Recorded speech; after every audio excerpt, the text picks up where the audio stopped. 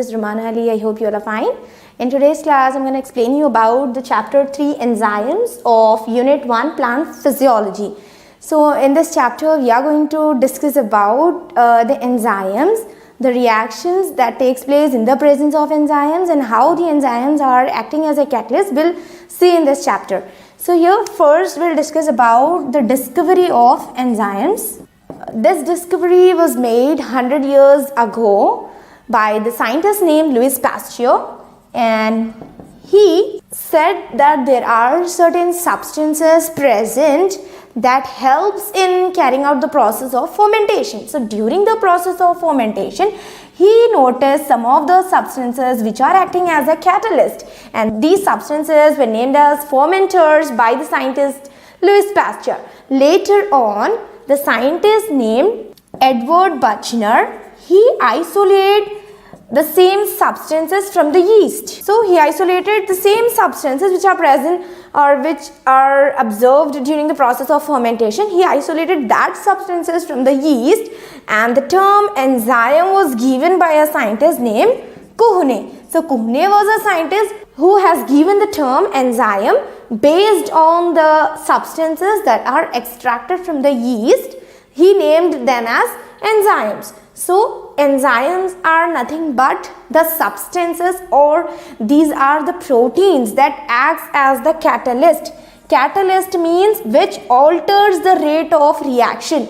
The rate of reaction can be altered by the presence or by the absence of these enzymes. So the enzymes plays a crucial role as a catalyst in increasing or in decreasing the different reactions. Let us see one example to know how the enzymes are acting as a catalyst. So here we'll take an example of carbon dioxide and water. So when carbon dioxide and water react with each other, it results in the formation of carbonic acid. Okay, so this reaction takes place in the absence of enzymes. So when it takes place in the absence of enzymes, we can get 200 molecules of carbonic acid per hour. Now when this same reaction takes place in the presence of an enzyme named carbonic anhydrase, then it results in the formation of carbonic acid which are more than 2 lakhs. Carbonic acid molecules can be produced, that too within seconds, within 1 second or within 2 seconds. It results in the formation of 2 lakh molecules of carbonic acid.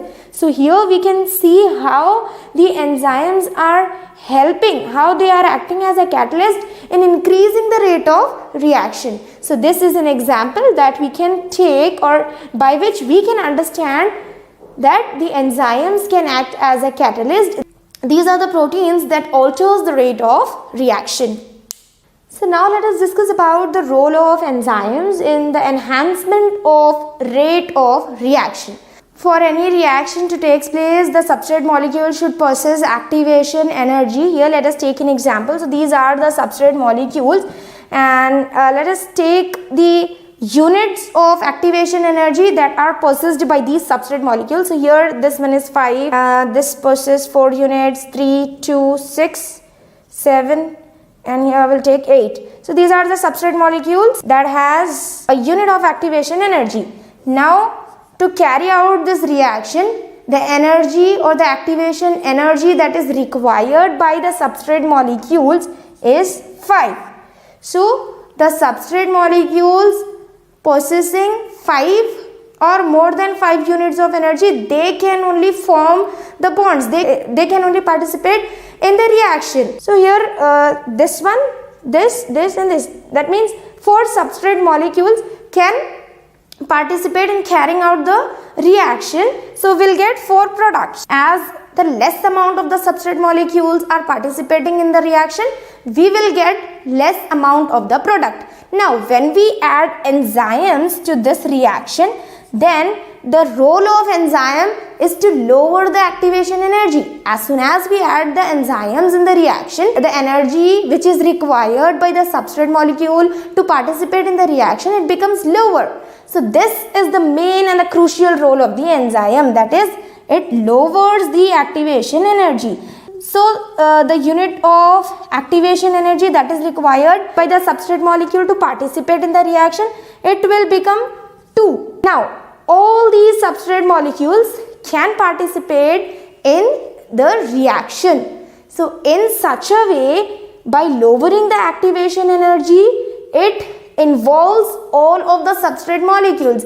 It is providing a chance to all the substrate molecules to get it in the reaction, to get participated in the reaction, by which we can get the more amount of product, or even the product will form in less time. So here when the substrate forms a bond with the enzyme, then we'll get substrate enzyme complex, which is not a permanent state, it is a transition molecule. Then after which we'll get enzyme product, and this is also not the end product.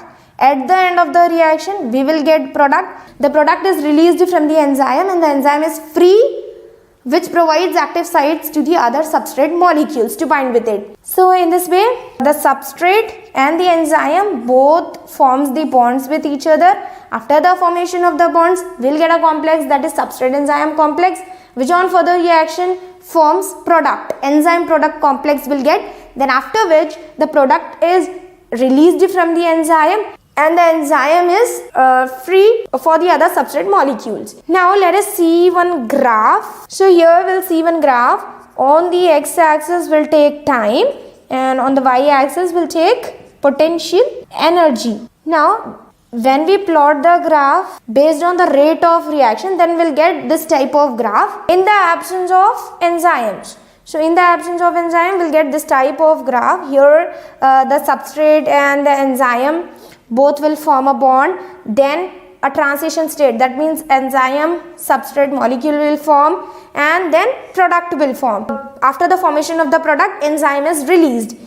Now this part is an activation energy that is required to participate in the reaction. So this much amount of activation energy is required in the absence of enzymes. Now when we add enzymes in the reaction, then the role of enzyme is to lower the activation energy, and only this much amount of activation energy is required by the substrate molecules to participate in the reaction. So this is how the enzymes has lowered the activation energy, by which more and more amount of the substrate molecules get chance to participate in the reaction, and therefore we can get the more amount of product by adding the enzymes in the reaction.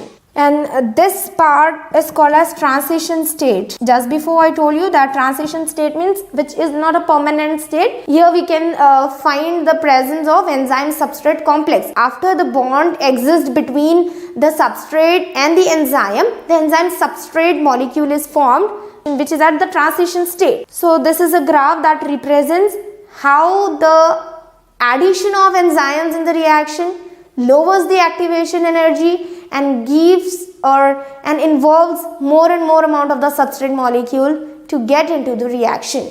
Let us discuss about the nature of enzyme action, that means mechanism. So there are two theories that has been given based on which the enzyme works, and they are lock and key model and induced fit model. Lock and key model was proposed by Emil Fischer, and induced fit model was proposed by Daniel E. Koshland. According to the lock and key model, enzyme acts as a lock in which the substrate gets fit as like the key.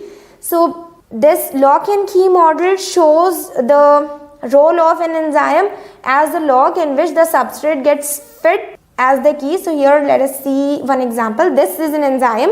So the active sites which are present in the enzymes, to this active sites the substrate gets bind. In this way they gets bind with the enzyme and it forms the enzyme substrate complex. After which the product is formed. When the bond forms between these two substrate molecules, it results in the formation of product. Now when the product is formed, the enzyme is released, and this enzyme is again available for the other substrate molecules to get bind with it. In this way it is acting as a lock and key. Enzyme is a lock and substrates are acting as a key by which they show how they are fitting in the active sites of the enzyme. So this is an example of lock and key model where the substrate molecules are binding with the active sites of the enzymes. Then enzyme substrate complex is formed, after which the bond is formed between the two substrate molecules, which results in the formation of a product, and after which the enzyme is released and the new product is formed, which is separated from the enzyme, and the enzyme is released. So this is about the lock and key model. So induced fit model, according to this model, the enzyme changes its shape. The conformational changes can be seen in the structural or in the structure of the enzymes. So here the enzyme is having two sides. One is catalytic site and the next one is buttressing site. Catalytic site is a site which makes the new bonds, and buttressing site is the site to which the substrate molecules binds. But the substrate molecules can bind to the buttressing site. Now, when the substrate molecules are binding to the buttressing site, after the bond formation or after the binding of the substrate molecules to the buttressing sites of the enzymes, now conformational changes can be seen in the structure of the enzyme. So the catalytic site which is present in the enzyme, it starts bending. The bending of the catalytic site makes the conformational changes in the structure of the enzymes. So when the catalytic site bends, it results in the formation of new bonds between the substrate molecules. After the formation of the new bonds in between the substrate molecules, it releases as a product, and the enzyme will regain its conformational changes. That means the enzyme will regain its shape. So this is about the induced fit model. In this way, the enzyme act. The substrate molecule will fit or will bind to the active site of the enzyme as the keys, and the enzyme is acting as a lock according to the lock and key model. Whereas in induced fit model, there are two sites present. The one is catalytic site and the other is the site at which the substrate can bind. So after the binding of the substrate, the conformational changes occur due to the catalytic or due to the new bond formed by the catalytic sites. In such a way, the conformational changes makes the new bonds in between the substrate molecules, and it results in the formation of the product. So this is about lock and key model and induced fit model. Okay, let us discuss about the factors that affect the enzyme action. So usually the enzymes, they act in the narrow range of temperature and pH. There are some cardinal points that we need to remember while studying about the factors that affects the enzyme action. So these cardinal points are, the one is maximum, optimum, and the next is minimum. So at maximum temperature or pH, the enzyme action would be stopped, and at optimum temperature and pH, the enzyme will act, or the enzymes will work progressively at optimum temperature and pH.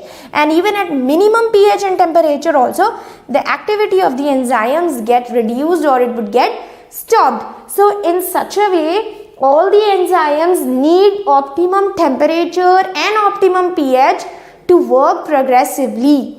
Okay, so these are the factors that affects the enzyme action. One more factor is concentration of substrate. When the concentration of substrate increases, or when it reaches the maximum point, which is termed as Vmax, so after adding more and more amount of the substrate molecules, the enzymes will bind with the substrate molecules. But when we add excess amount of the substrate molecules, then there are no enzymes available to bind with the substrate molecule, and this also affects the enzymatic action. So the concentration of the substrate should also be maintained in the reactions where the enzymes are going to be added. So temperature, pH and concentration of substrate, these are the three factors that affects the action of enzymes. So here the maximum point means beyond which the enzymes will stop working, and minimum point is the point below which the enzyme stops working,